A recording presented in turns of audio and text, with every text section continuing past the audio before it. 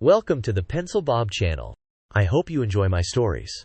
Please like and subscribe, and hit that notification icon so you never miss out. Now on with the stories. The worst Karen I ever encountered during my time at Great American Cookies is a memory burned into my brain. It wasn't just her entitlement, though that was off the charts. It was her sheer dedication to making sure everyone in her orbit suffered. She seemed to thrive on creating chaos, and her presence alone could turn a busy day into a nightmare. Every interaction with her felt like a test of patience, as she demanded special treatment at every turn. Her loud voice could be heard over the bustling store, and her complaints were relentless, aimed not just at me but at anyone who dared to cross her path. It was as if she took pleasure in making others uncomfortable, ensuring that the atmosphere around her was filled with tension and unease. Let me set the scene for you. The store was packed with customers eager to enjoy their treats, but her antics transformed what should have been a joyful experience into an ordeal. Her entitlement overshadowed everything, leaving a lasting impression on everyone who witnessed her behavior. The memory of that encounter remains vivid, a reminder of how one person's negativity can ripple through an entire environment. It was a Friday evening in early November, a time no sane person would want to work at a mall. It was loud, chaotic, and crawling with people desperate for cookies to make their day a little sweeter. My team that night was a patchwork crew. Me, one of the two shift leaders on duty, another shift leader, a cashier, and a newbie who was still learning the ropes. We were holding it together pretty well, considering the madness. Then arrived Karen. She walked up to the counter with the kind of presence that immediately told me we were in for a long night. She ordered a cookie cake and wanted it done in 15 minutes. That wasn't an issue by itself. We could handle that.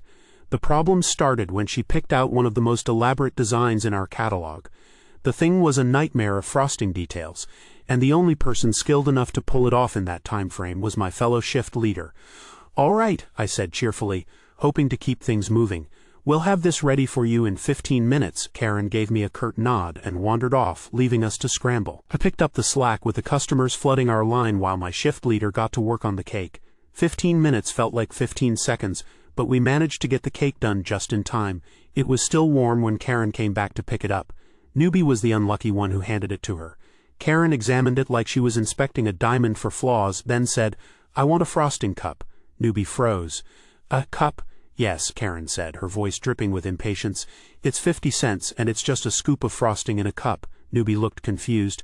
We don't actually sell that," she said hesitantly. Karen's eyes narrowed.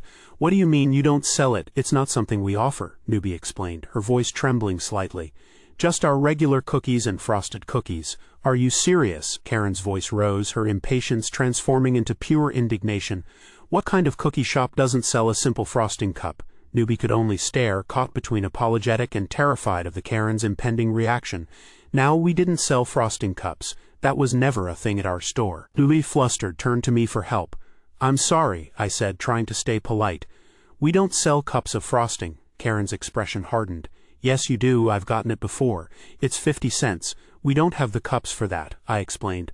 "And we're not allowed to sell off-menu items. But I can add extra frosting to your cake if you'd like, no charge." Karen's face contorted with frustration. "I don't want extra frosting on a cake. I want a cup of frosting." I took a deep breath, maintaining my composure. "Ma'am, I understand your request, but as I said, we simply don't offer that item. It's not on our menu, and we're not equipped to serve it." "This is ridiculous," Karen huffed.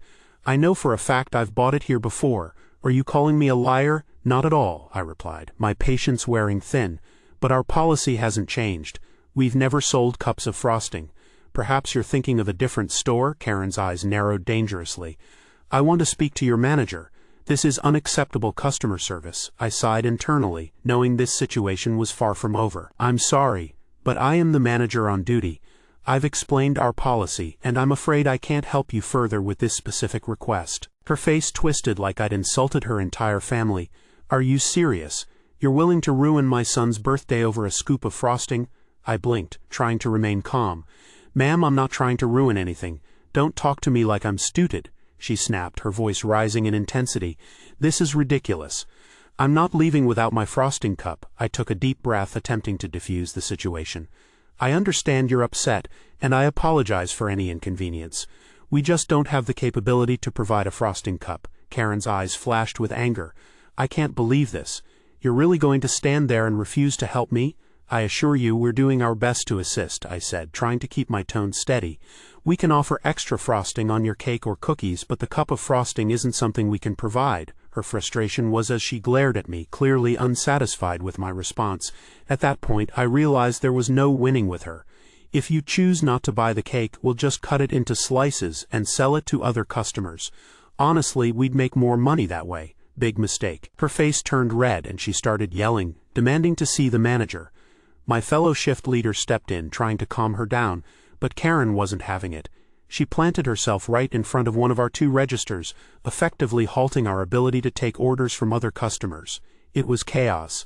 I was juggling the growing line while my shift leader called the owners, who were a lovely elderly couple. They were just as baffled as we were but told us to hold firm. That didn't sit well with Karen. When my shift leader relayed the message, Karen did something I'll never forget. She reached over the counter, snatched the phone right out of my coworker's hand and started yelling at the owners. "Are you seriously refusing to help me?" she screamed. "Your employees are incompetent, and now you're just as bad." The owners, bless them, tried to reason with her. But Karen wasn't interested in reason. She slammed the phone down on the counter and stormed off. For a moment we just stood there in stunned silence.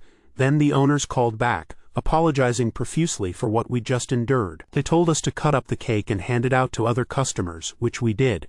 We thought that was the end of it, but of course it wasn't. 10 minutes later the phone rang again. It was Karen. "You're liars," she spat. "I just went to your other location and they gave me the frosting cup." I felt my patience wearing thin. "Ma'am, I can assure you that's not possible," I replied, trying to keep my tone professional. Karen's voice grew more heated. "Are you calling me a liar? I'm telling you, they just sold me exactly what I wanted. Our policy is consistent across all our locations," I explained, knowing full well this wasn't going to satisfy her. "We do not sell frosting cups." Her anger was palpable through the phone. "I demand to speak to someone who will help me," she declared, her voice rising with each word. I braced myself, knowing this conversation was far from over. I handed the phone to my shift leader because I didn't trust myself not to say something that would get me fired.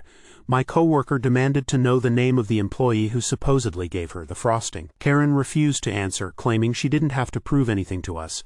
"Ma'am, we need to verify this information," my coworker insisted, her patience clearly wearing thin. "All our locations follow the same policy. We don't sell frosting cups." Karen's voice grew even more shrill. "I don't care about your policy. I got what I wanted and you're calling me a liar." She launched into a tirade about how we'd ruined her son's birthday and threatened to sue us for defamation. "You'll be hearing from my lawyer," Karen spat. "I'll make sure everyone knows how you treat your customers." My coworker took a deep breath, trying to maintain her composure. "Ma'am, I assure you we're not trying to." But Karen cut her off, continuing her rant about legal action and ruined birthdays. At this point my coworker had had enough.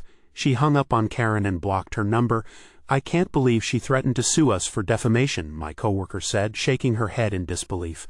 "Over a cup of frosting that we don't even sell." We all stood there for a moment, processing the absurdity of the situation, before returning to our regular duties, hoping this would be the last we'd hear from Karen. Then we called the other location to figure out what was going on.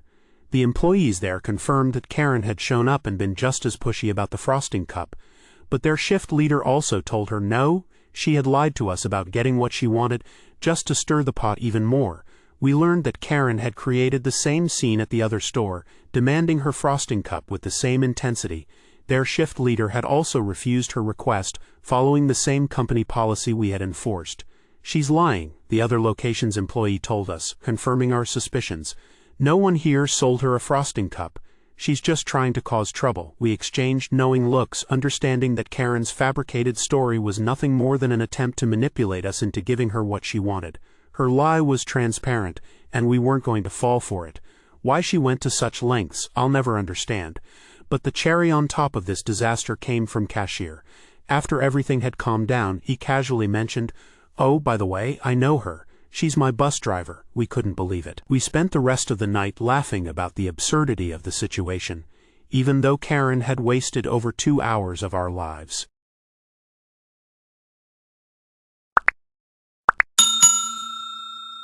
I would like to thank you for watching the video to the end. to encourage us to make more videos.